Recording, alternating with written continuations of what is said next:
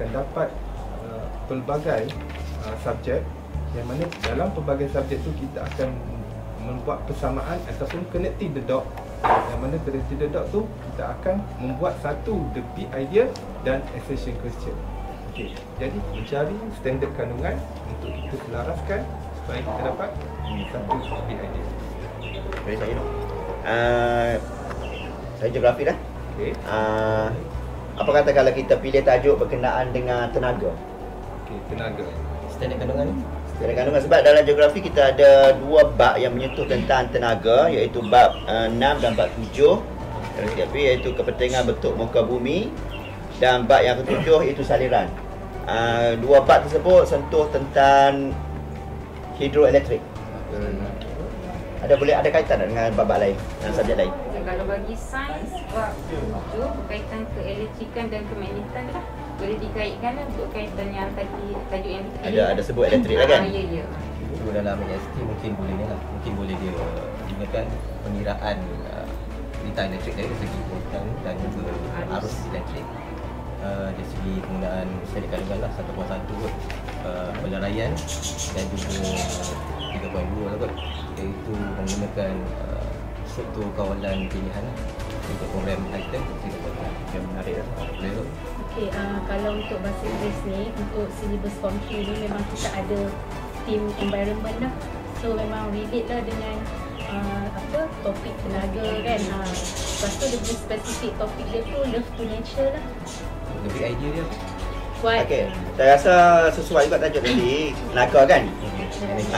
Kita boleh kaitkan dengan kelestarian alam. Kelestarian alam. Jadi kita boleh kaitkan dengan tenaga, dengan menjimatkan tenaga. Maksudnya penjimatan tenaga elektrik lah. Jadi kita sumber Malaysia kita ni banyak sumber alam, sumber betul muka bumi, sumber air dan sebagainya. Jadi kita boleh createkan satu model berdasarkan unsur-unsur alam yang ada di sekeliling kita, dan kita gabungkan dengan subjek sains yang ada berkenaan elektrik. Lepas tu cikgu ASK, cikgu Dave mungkin designkan model-model selepas kita bincang tengok macam mana rupa bentuk. Selepas kita bincang dengan pelajar, hasilkan dia.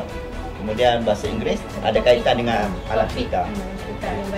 Kita dah setuju. Tajuk Fokuskan untuk tajuk penjimatan tenaga. Yang melibatkan 4 subjek. Lepas tu berdasarkan GSTP masing-masing. Okey, kita dah jumpa dah tentang idea kita, iaitu kelestarian alam. So kali ini kita akan cari pula soalan pencetus idea, iaitu attention question.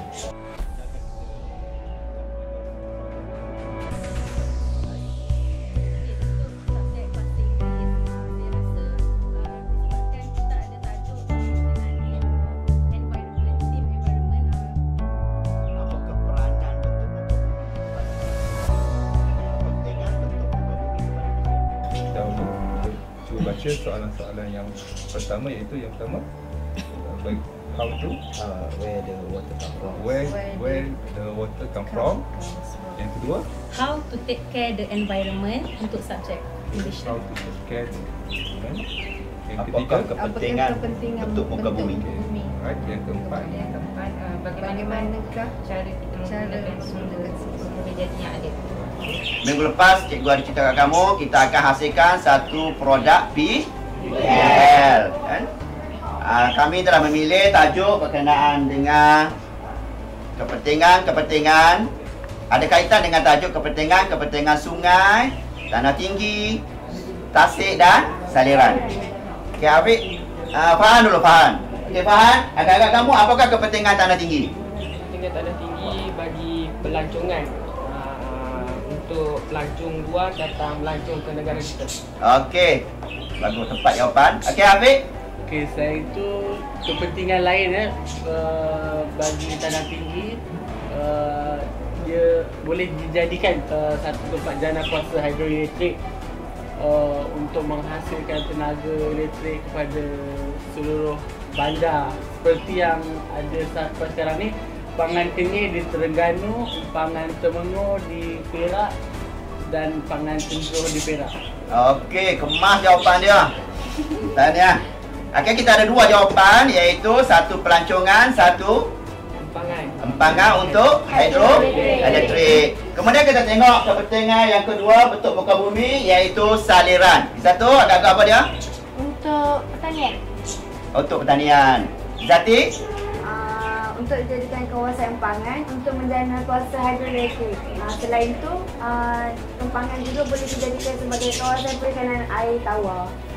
Okey, berdasarkan aktiviti kita ini, tajuk dia berdasarkan maklumat dalam rajah di atas, iaitu dengan menggunakan perkataan-perkataan yang ada kat situ, cikgu nak kamu hasilkan satu lakaran model. Okey, sekarang cikgu nak kamu menggunakan peralatan apa yang cikgu dah sedia tadi dengan mini whiteboard, marker dan tablet. Cikgu nak kamu cuba cari maklumat-maklumat dan lakarkan sekarang.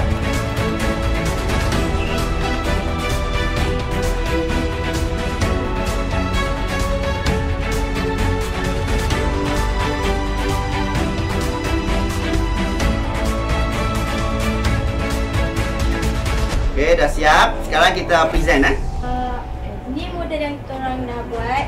Dalam lakaran ni dia kena ada empangan, rumah generator, batu, tanah dan turbin. Empangan ni untuk simpan air, rumah generator ni untuk salurkan elektrik, turbin, batu dan tanah. Waktu mereka tadi, kami dah berbincang bahan apa yang kami akan gunakan untuk buat projek ni. Bahan dia adalah polistirene untuk membina bukit dan sebagainya, gam, papan lapis untuk menampung beban, wayar untuk menyambung wayar elektrik, surat khabar lama untuk membuat bukit, span untuk kami gunakan sebagai pokok hiasan, pipe dan pam air. Pam air tu untuk menyalurkan air lah. Okey, untuk hari ini kita akan mulakan projek kita berkaitan dengan hidroelektrik. Tapi sebelum tu kita kena mulakan dengan lakaran. Untuk dapatkan lakaran, kita perlu ada satu idea yang kita perlu cari di internet bagaimana rupa bentuk desain dan bentuk sistem hidroelektrik. Jadi dalam kumpulan berdua, kita nak kamu buat kajian dalam internet, search dalam Google berkaitan dengan reka bentuk mana-mana struktur yang ada di dalam hidroelektrik. Okey, kita ada beberapa struktur utama yang kita dah bincang sebelum ni, turbin, pencawang, kita ada spillway, alur limpah, kita ada dam, kita ada transformer, apa lagi? Powerhouse. Okey, so kamu cari di mana-mana yang kamu ni, kita dah bagikan tugas, setiap kumpulan ada satu yang kamu kena cari. Okey, boleh mulakan.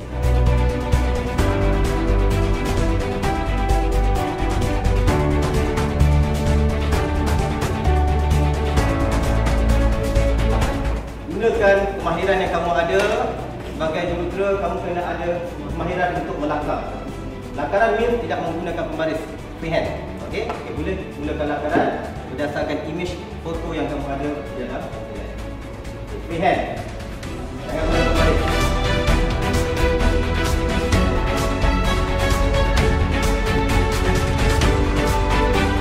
Jadi kita lakaran kita siap. Sekarang kita buka video sketch. Okey. Sekarang saya nak mengukirkan formula ni dalam bentuk tiga diagram menggunakan koefisien equal. Namun kali kalau kita menggunakan pada apa? Dia dah banyak dan rayakan, jadi kita pecahkan dahulu. Buat yang simple dah untuk buat yang. Buat dia dahulu. Untuk apa?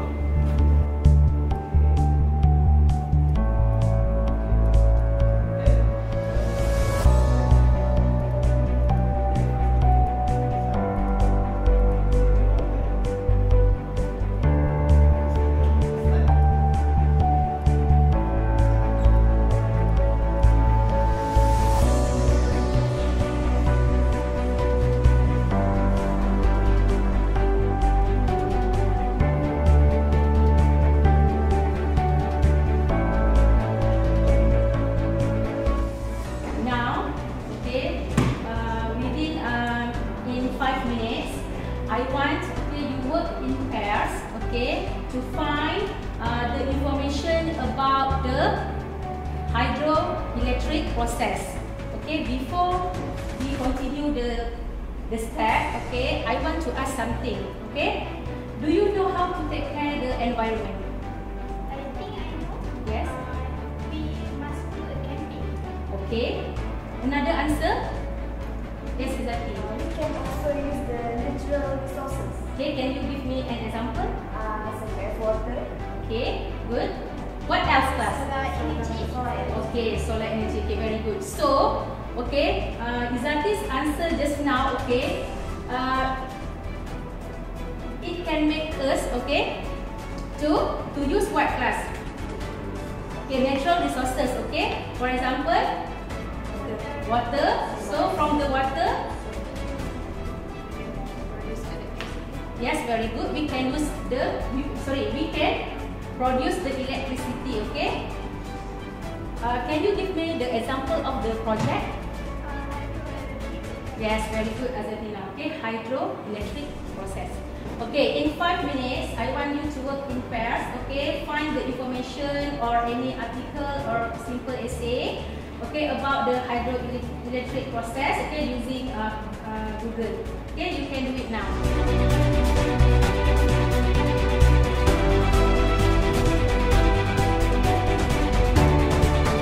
Hydroelectric process. So water from reservoir will flow down through the penstock to turbine, and it will cause the turbine to move, the turbine blades to move, and it will convert the kinetic energy to mechanical energy, and it will flow to generator, and then it will convert the mechanical energy to electrical energy, and lastly, the transmission line will transfer the electricity. Dengan projek yang awak akan lakukan nanti, awak akan tengok perbezaan, kelemahan dan kelebihan antara litar bersiri dan litar sedari. Okey, jadi kita nak buat sama aktiviti melibatkan alat radar segi makmal.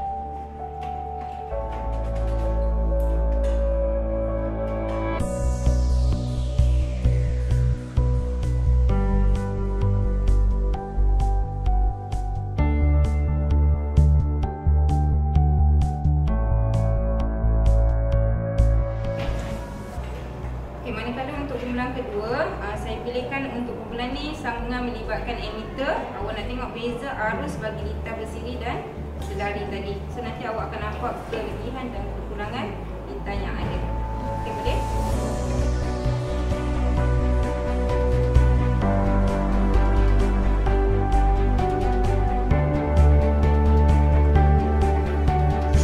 So from this project, we expect that the student will learn about the parallel and serial circuit in geography, in science, and also the topographical map and energy in geography.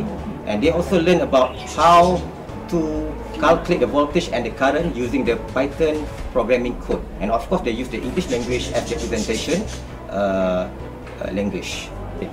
So they came out with a real organization chart. Okay, we have an architect, civil engineer, mechanical and electrical engineer, and so on. This one is to expose them to the real world on how to build or to start the construction work. During the construction process, they learn a lot of things. One of them is how to face the difficulties and how to be a problem solver. And these aspects cannot be learned in the classroom activities, but they can learn from the PBL project-based learning. Okay, that's why I want them to become a problem solver rather than to become an academician only. After they completed the project, they did the presentation to Tenaga Nasional Berhad and teachers during showcase. And this is good for them because they learn on how to communicate and to present their ideas in a proper presentation.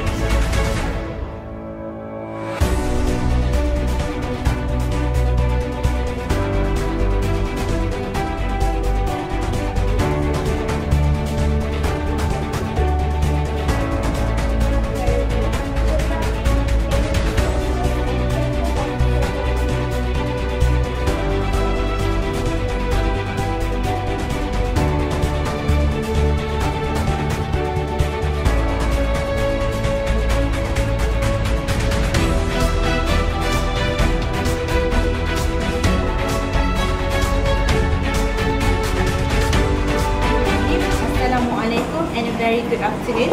My name is Nur Zulaika and I am the project leader for this hydroelectric dam project. So before I pass this presentation to my other friends, I would like to say a little bit about this project. So this is our firm called Afro Hydro Sdn Bhd. So let me give you the definition of hydroelectric. hydroelectric is a form of power generation by using water, and it can be recognized as an alternative way to generate electricity nowadays. So there is 4 subjects in this project, which is English with the theme environment, ASK programming code, which is we know Python, geography, which is energy sources and pattern of settlement, and science for electric and electronic. So the function of adding these 4 subjects in this project is, okay, first, science. All of us can understand more how to calculate voltage and manage electrical issues, so that our project will run smoothly without any problem. Second, ASK. All of us can learn and understand more about Python titles, which is programming code, by calculating the voltage in a village area and residential area. We also got some help from our sir to make Python to run smoothly without any problem. So for the geography, this subject provides us with a guide to find information on the impact of them on the people who living in those areas. Lastly, English. All of us can use English language as a conversation to talk about questions that you don't understand. We were able to find words that we have never found while writing our own script with help from English teacher. Okay, so the conclusion is hydroelectric power is the largest source of emission-free renewable electricity in the world. We can shift our nation away from the dirty fossil fuels and toward cleaner and renewable source of power, but not without you. We should hand in hand to develop a healthy, safe and sustainable future. Thank you. That's all from us.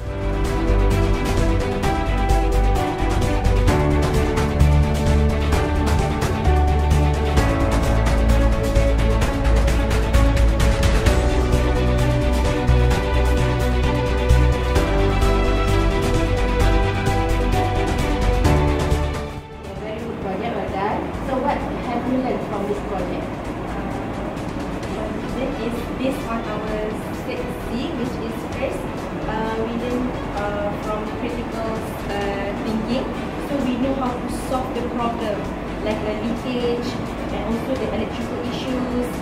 Second is from the collaboration. We collaboration with our friends, with our teachers and other agencies such as PNB. So we can improvise our project to become like realistic more. So for that is creativity is how we structure the dam, like how we decorate it, how we use the pattern of settlements like residential area and village area. We also have the like communication, that we use English as our communication language, so we can improvise our English in ourselves, so we are able to use English not only for this project, maybe in our future. Yeah. That's all. Melalui internet kita tahu banyak bahasa Inggeris dan lebih banyak lagi diperlukan. Jadi secara tak langsung saya dapati anak saya pun dapat memperbaiki bahasa Inggeris dia. Dari segi lain, anak saya juga saya lihat setelah melaksanakan projek ini, dia ada sedikit rasa tanggungjawab. Ya, sikap tanggungjawab yang saya dapat lihat daripada anak saya daripada dulu, ya, dia agak kurang sikit, tetapi sekarang dia banyak lebih bersikap bertanggungjawab untuk menghasilkan atau menghasilkan projek ini sehingga yang terbaiknya lah. Ada usaha yang saya nampak di situ. Saya dapat belajar sesuatu benda yang baru. Dia juga dapat meningkatkan kemahiran saya yang jarang sekali saya belajar dalam kelas. Dan dengan menggunakan big idea daripada guru, iaitu kelestarian alam, saya dan juga rakan-rakan menggabungkan idea-idea kami untuk menghasilkan projek seperti ini bersama dengan bimbingan guru. Melalui projek ini juga kami dapat berkolaboratif dengan pakar luar seperti juruterata MB dan mereka ada menasihatkan untuk menambahbaikkan projek ini supaya ini nampak lagi real seperti yang asal. Bagi saya sendiri, saya dapat meningkatkan kreativiti saya sendiri.